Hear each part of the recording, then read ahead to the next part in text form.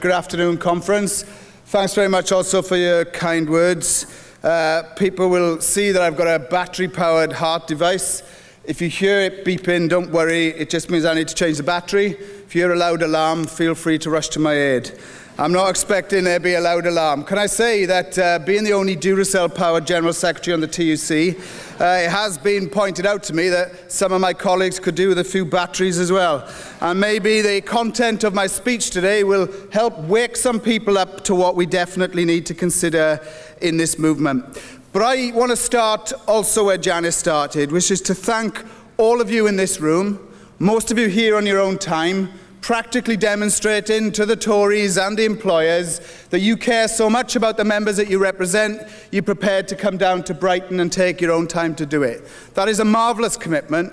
It's a disgrace that you have to do that, and it's a disgrace that other unions like Prospect are given facility time for their delegates to attend their civil service conference. It's an example of double standards, and it's an example that we need to take up with the Cabinet Office. But I also hope you go back to your branches and workplaces and thank your colleagues who aren't here. Reps are the lifeblood of this union. As I'm going to go on and explain, if we don't get more reps and more participation in the union, then we're going to have a difficult 5 years indeed. But I'm confident we can do that. And conference, let me also say, I am confident that we will have fraternal debates this week. The way to answer all our differences is to discuss them at this conference and make majority decisions. I'll be speaking later on the finance decisions on behalf of the NEC, but I just want to say this to everyone. The Tories' objective was to bankrupt PCS and remove us from the trade union map. People should be in no doubt that they believed they could smash PCS and the viability of the union was at stake. I hope we can all agree that whatever our disagreements, the fact that PCS is still standing and will become healthier and healthier with the passage of time is one of the biggest blows we've struck to Francis Maude. We are here long after he has been sent packing, and let's hope we'll be saying the same about Oliver Letwin, Matthew Hancock, and all the rest of the public schoolboys. So, conference, let's analyse the attacks that we've faced. When I was in this hall as a young delegate in 1983, we were under a Thatcher government. Thatcher recognised that she needed to dismantle the trade union movement and the working class communities where most of us came from.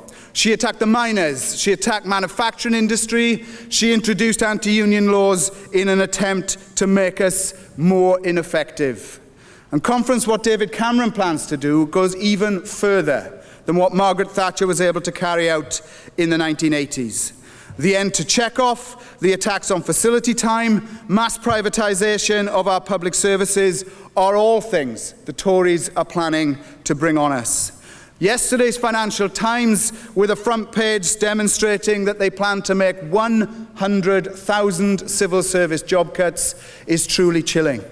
We already have the smallest civil service since the Second World War, and if we have 100,000 job cuts, it will be smaller than at any time as a proportion of public sector employment. And that's what they're planning. And that's why, let's be clear, they want to change the union balloting laws. They don't want to change the balloting laws to have more people voting ballots to make them more democratic. They want to change the balloting laws to stop us from going on strike. If that was not the case, they would agree to workplace balloting, electronic balloting and telephone voting, which we know in some cases could treble the turnout in ballots. So the Tories don't want more people to vote. They actually don't want there to be any strikes. And it's not surprising, because with millions using food banks, with going around the streets of Brighton and seeing homeless people who do not have adequate access to housing, seeing poverty, privatisation and wage cuts, we know why they don't want us to strike, because they wish to unleash attacks on us the like that we have never seen before. And faced with that, we've got a choice. We can decide there's nothing that can be done, or we can decide we're going to do whatever it takes to resist these attacks, and that includes the anti-union legislation that is coming our way. But conference, unlike others in our movement, we do not say that a change in the ballot laws to introduce thresholds of 50% of all eligible members voting means it's impossible to have strikes. To be honest, if you think it's impossible to get more than 50% voting, we may as well pack up now. It is not impossible. And we can see that demonstrated already in this union and elsewhere. Next week, we will see the first national rail strike in this country for over 20 years. Members of the RMT voted by 80% in favour of a strike on a 60% turnout. They smashed the Tories' new ballot thresholds, and I believe we will all be supporting them next week because RMT members deserve fairer pay. But you know, in our own union we've done it. In the National Gallery, 94% yes for strike action, 62% turnout. At Windsor Castle, 84% for action short of a strike on an 82% turnout. And we have many other examples too. It shows it can be done when we get members involved and when we are able to persuade them to participate in the ballots. But what we've never managed to do is replicate that on a national scale. And let me make an appeal to all delegates, that whatever motions we carry this week, whatever action we believe we need to take, if we cannot get over the threshold, there will not be the action that we so desperately need. And therefore the gauntlet has been thrown down and we have to challenge it, because we have never got more than 50% of members voting in any national ballot since the formation of PCS. The highest we've ever done is 42.5% in 2004, and in every other ballot that's gone down slightly. Therefore, Conference, that is the scale of the challenge. Get more members to vote, or find that the courts will be used against us if we attempt to go on strike. And that's why I hope Conference can agree with the NEC. That faced with these new challenges, and faced with the option to fight or just accept the most draconian cuts, then we cannot just stand still and do things in the way that we've always done them. The strategic review launched by the National Executive Committee is designed to ensure that we can make the changes to ensure we get more members participating, more reps in the workplace, more able to deliver the type of campaigns we've seen in the gallery and in the land registry and other workplaces where we are putting up a real fight, and in some cases we have won. And it is right, therefore, that we review everything we do. Review it to make us stronger, to learn the lessons of what works well, but to also accept that we have got weaknesses. There is nothing wrong with accepting that the union has its weak areas as well as its strong areas. In fact, we should be prepared to do everything we can to level everybody upwards. And that's why, Conference, we need a very honest debate about the environment we are now in. I'm sad to report, but we have seen the first instances in recent months of some of our so-called sister unions in other TUC affiliates actually arguing and acting not just against the interests of the trade union movement, but specifically against PCS.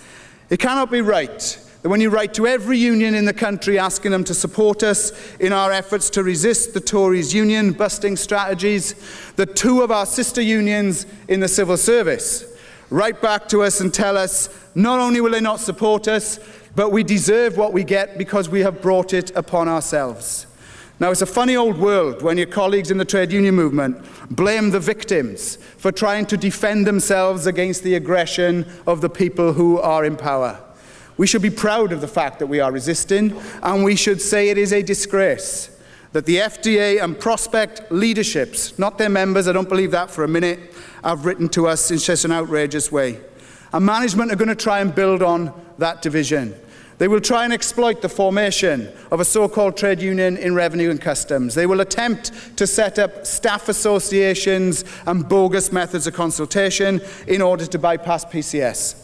Don't take my word for it. Read the document from HMRC management that set out in chilling detail a strategy to bust the union and to make us less relevant.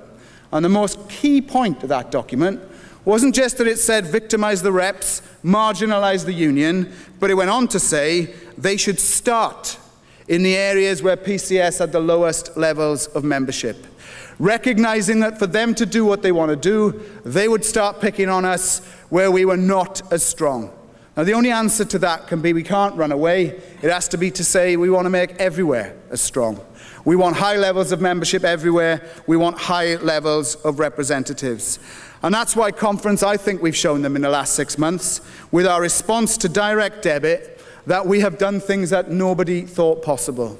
Because of your efforts, because of the efforts of your colleagues, members and the staff of this union, we have achieved in our biggest departments 80% of members signing up to pay by direct debit. No other union in the TUC has ever got near that rate of sign-up in such a short period of time. In the Home Office, we got to 84% of people signing up in the most difficult circumstances when the employer was seeking to deny us access to members in the workplace and where they were acting in a hostile way. So do you know what? It shows we can do it. But it also shows, no matter how well we have done, we are still on course to lose thousands and thousands of members of PCS. Because even if we get 80% of people signing up, it means we have lost 20% of members. That is not just £6.5 million worth of income, but in some departments, it takes us either below or dangerously near derecognition levels where we will have less than 50% of the workforce. I don't think it takes much imagination to believe that the Tories would love to derecognise PCS in government departments. So the answer's in our hands. Keep up the work on DD, sign more people up to the union and send the strongest possible message to the government. And that means I think we need to turn now to the general election. You know, we wouldn't be human if not each and every one of us in this room was not desperately disappointed at 10:01 on election night when the exit polls came out. No one was expecting a majority Conservative government. Not even the Conservatives were expecting it. It's a commentary on just how weak the opposition, particularly Labour, were in that election, in my opinion, that they did not offer hope and inspiration. But you know, the message of that election is not so much that the Tories won, is that Labour lost it by refusing to advocate anti-austerity politics. And where those politics were advocated, we saw that people voted for it. In Scotland, the SNP, despite what we think about their record in office, were portrayed to be an anti-austerity party, and they swept the board. John McDonnell, who we'll hear from tomorrow, the most left-wing Labour MP by a country mile, has turned a seat that was a marginal. At one time, only 54 was the majority of the sitting MP, into a majority now of 15,700. John McDonnell hasn't achieved that by saying we need to be more aspirational, we need to be more right-wing.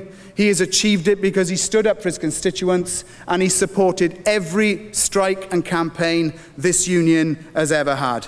I hope you agree. I hope you agree that John McDonnell, if there was more people like him, we may well have had a very different election result. But conference, there aren't more John McDonnells, unfortunately, at the moment, or indeed there are very few like him.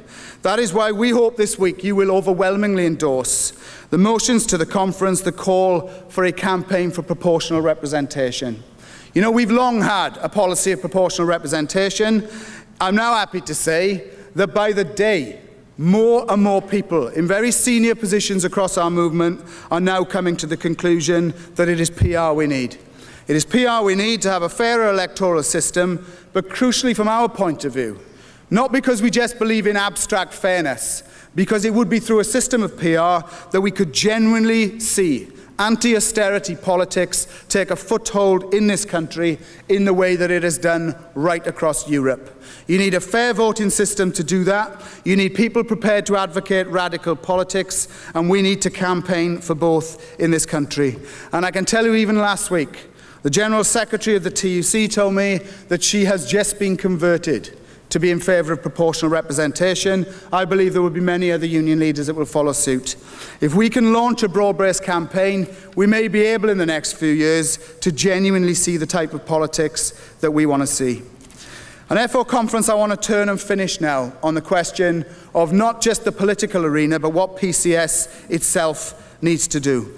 Because I hope you agree with us that this week we need to have the debates, but most importantly, we need to commit ourselves to opposing the cuts, the closures of the offices, the privatisations, and the further attacks that we're expecting on pensions and on public sector pay. Now, some people believe, and indeed they've said it to us, that if you are nicer to the government, if you appear to be more reasonable, then you may get what you want. Well, it wasn't being nice that saved the land registry from privatisation. It was the brilliant campaign run by PCS, our members and our reps, including strike action and incredibly high levels of membership participation, that won the day. It wasn't by being nice that the civil service is still 40,000 people more in it than the coalition wanted at the start of their terms in office. It wasn't by being nice that we got 1,200 new jobs in the Passport Office. It wasn't by being nice that in DWP in Garston, after a heroic strike, we were able to find solutions for members whose office was closing that nearly all of them saw as a significant victory for the union. And it wasn't by being nice that in HMRC Dundee, by being prepared to take industrial action, we obtained 39 full-time permanent jobs for fixed-term contract staff who were due to be made redundant. Being nice had nothing to do with it. We won in all those cases because we were prepared to do something, because members participated in the campaigns, and because our reps were active in the workplace and they showed PCS at its best. That is what we now need to replicate in the period ahead. But we will also need to urge our colleagues in other unions to step up to the plate. We all know that the big lesson of the last government was that the unity we had on pensions in 2011 did not last long enough, and the government were able to pick off those unions who weren't prepared to carry on campaigning. We need to this time not just call for united, coordinated action across the trade union movement, but it needs to be united in every sense. Common demands, common negotiations and common industrial action strategies, which means that the Tories cannot pick off one against another, but they have to deal with us as a whole. And there are some in the union movement who support that point of view. I want to pay tribute to our colleagues in the Trade Union Coordinating Group, 8 national trade unions, including the NUT and the FBU, amongst others, who we work very closely with. But I also want to pay tribute to our colleagues in Unite. Now, one of the big regrets I had last year was that while you were debating the Unite motion, I was in a haze on morphine in my hospital bed. But Janice, ever thoughtful, decided to send me the DVD of the conference debate. 2 days after I came out of the morphine haze, I watched the debate. I immediately asked to go back on the morphine and have my dose doubled. Now, the point is, if we're talking about pain relief, however, that Unite have been prepared to offer us some real pain relief. Because in solidarity with the attack we face from the Tories, Len McCluskey has written to me to say that Unite will waive the rent that we pay them in all of our offices, which means it's a £194,000 donation in effect to PCS.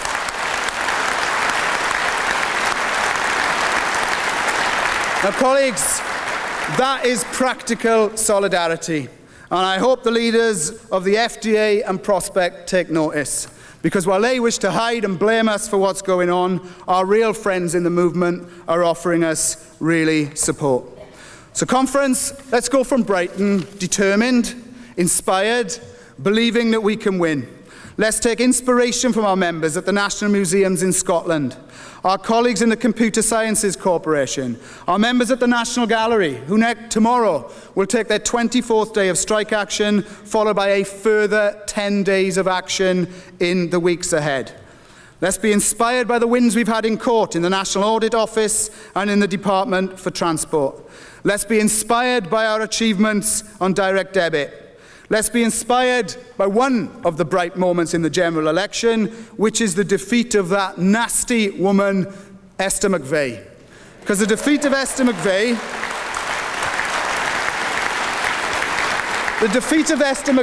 in a constituency, by the way, which had one of the highest turnouts outside of Scotland, shows that when we work together and focus our attention, we actually can win. It's a shame there wasn't that type of campaign in other parts of the UK.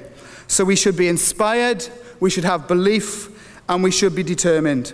And as one person said to me 2 weeks ago, as a sort of slight change to the old saying, is if you want to win a fight, you've got to be prepared to be in one.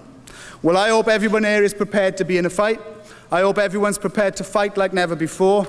I hope we're prepared to embrace the changes we need to get more activity, more participation, learning from the inspiration of those who are taking action and applying it across the board. Colleagues, if we do that, then we can lead in this movement and we can indeed look forward to a future with some confidence. If we don't do it, if we look inward our families, ourselves and our communities will regret it for generations to come. I know you're up for the fight. We're up for the fight. Let's go together in unity to make sure the Tories do not get away with their despicable attacks. Thanks very much.